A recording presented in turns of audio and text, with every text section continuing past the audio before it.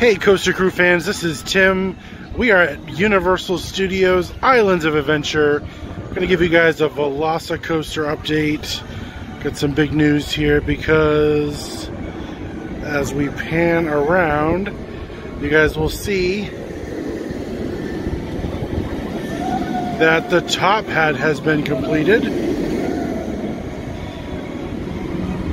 So this coaster is not announced yet, but it looks like it could be almost done, at least with the track work anyway.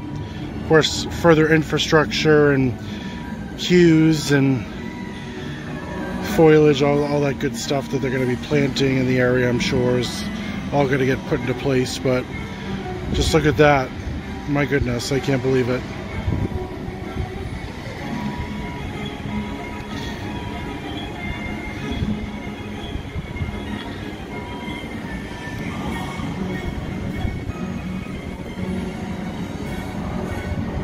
Alright guys, I'm going to head around the park, maybe hit up a couple of air-conditioned rides because it is very hot today.